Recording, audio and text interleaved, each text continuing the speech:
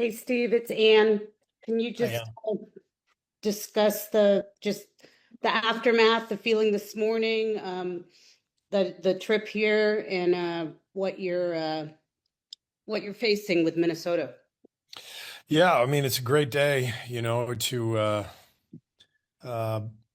just think about what we have ahead, to advance and have another shot to win a playoff series against a great team. And so I'm excited about what we just accomplished and excited about what's ahead. So it's a good day today. And do you have any particular insight into Anthony Edwards from your time in Paris? I mean, did you learn the key in Paris of what he doesn't like and how to stop him? The main insight I have is that he's really damn good. So I don't know how that helps us prepare, but yeah, Ann is an amazing player, and I love his energy. I love his infectious enthusiasm for the game. He was amazing to coach, and there's a reason the Wolves are where they are now. It's directly, they've done a great job organizationally and put together a really good roster. Chris has done a fantastic job as coach. But this is, they are where they are because Ant is a superstar, and you have to have a guy like that to build a great team. And he's the reason they are where they are. Thank you. Steve, it's Sam. Looking ahead to Minnesota, obviously another big team, just like Houston. Does facing the Rockets and that kind of size and physicality help prepare you for Houston at all? I think Minnesota. Yeah, for Minnesota, I think it does, Sam. I think one of the things that was so obvious in that Houston series was that if we didn't scrap for every loose ball and every rebound, we were in some trouble. And the same concept is going to apply here. Minnesota is a big athletic team, a lot bigger than us, and they're going to be all over the offensive glass. And we have to fight and claw for every rebound, every loose ball. And if that's our mentality, then I like our chances. How much can you draw from the first four matchups, considering that, you guys were a completely different team at that time? Yeah, it was interesting watching some of those games on the flight up, seeing the matchup, seeing just the roster. It was an entirely different team. So the main points I think from watching those games was more individual matchups. What it looked like depending on who guarded Ant, for example, or who guarded Randle, and so they're valuable tapes to watch based on personnel. But we are an entirely different team now, so it's there's only so much you can take from them. Thank you. Mm.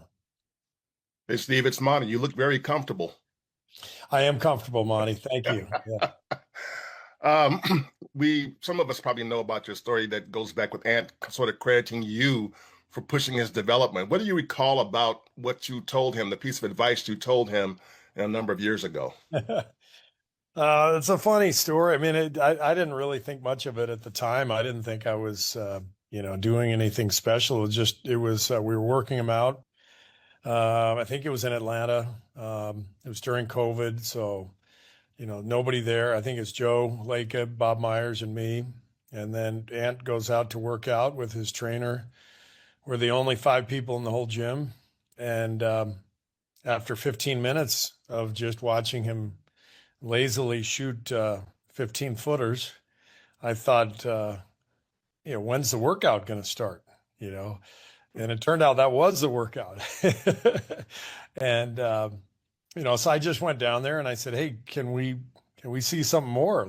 And I think he was kind of surprised. And so they picked it up. They picked up the pace a little bit. And more than anything, it was just a reminder of how young Ant was. I don't think he really knew what a hard workout was at that point. He was just getting started with his career, and then we had dinner that night, and Bob and I both, talked about Steph and Kevin Durant and Clay and how hard they work and what it takes to be great. And he was genuinely captivated by, hearing stories about those guys. And but I didn't think anything of it. We went back and worked him out 2 weeks later, and the workout was way better. Like, he really went hard, and at that point we were sure. We weren't sure after the first one, and then after the second one we were sure, and you could see he was just exploding with talent and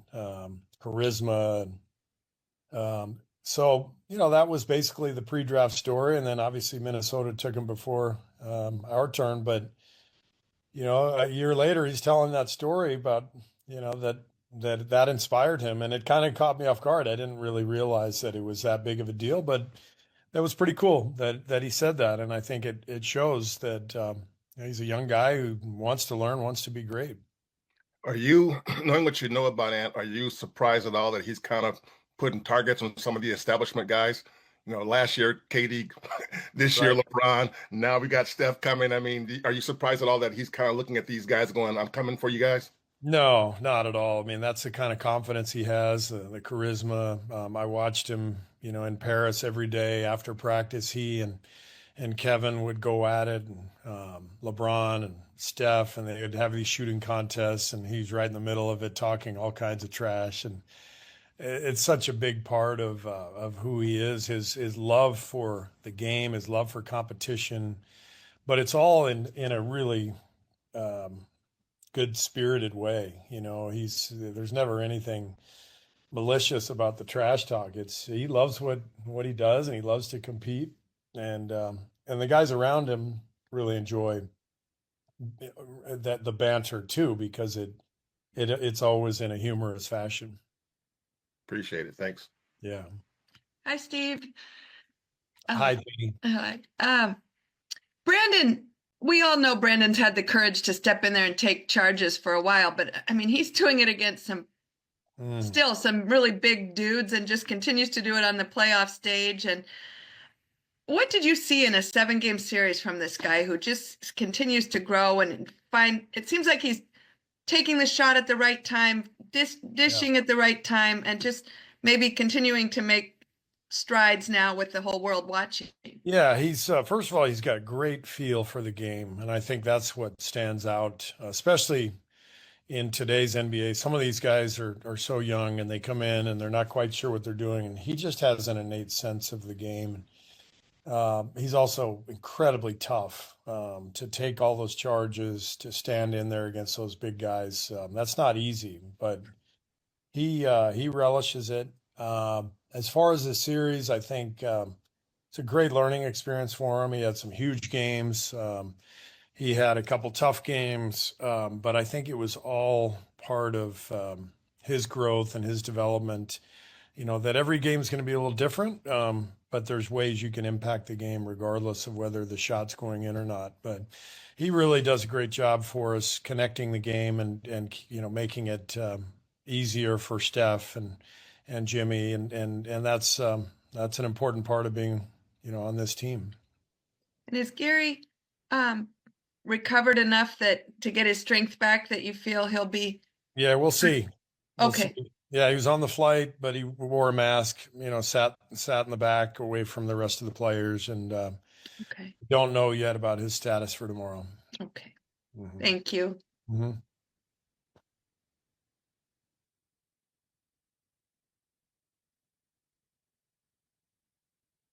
Anybody else?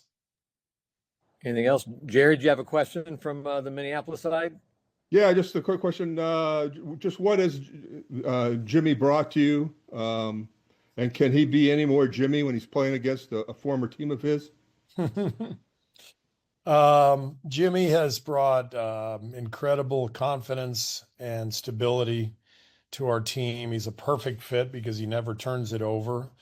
And we have been a high turnover team in the past, but we've always thrived when we've had guys next to Steph and Draymond who can stabilize the game, whether it was Andre Iguodala, Sean Livingston, David West, those type players. And Jimmy gives us that. So when the game needs to be settled down, he settles it down.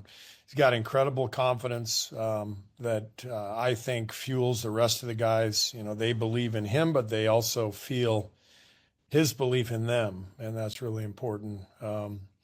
He's a great player. He's one of the best ISO players in the league. So in a playoff game, when all else fails, you throw him the ball and he gets you a good shot. So all of those things, the competitiveness, the confidence, the IQ, the physical strength, he turned us around completely. We were below 500 when we got him, and we've been one of the best teams in the league ever since. So he's a superstar, and I don't know anything about what it's going to be like for him to play against Minnesota.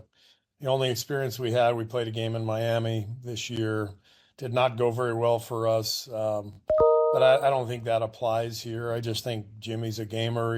He loves to compete, and I know he's excited for the series. Can he get any more fired up than he usually is? He's what I'm most impressed with Jimmy is his poise. You know, he's so competitive, but he never seems out of sorts, and that's one of the reasons he's so good taking care of the ball and settling us down. But yeah, I'm sure he'll be ready to go tomorrow.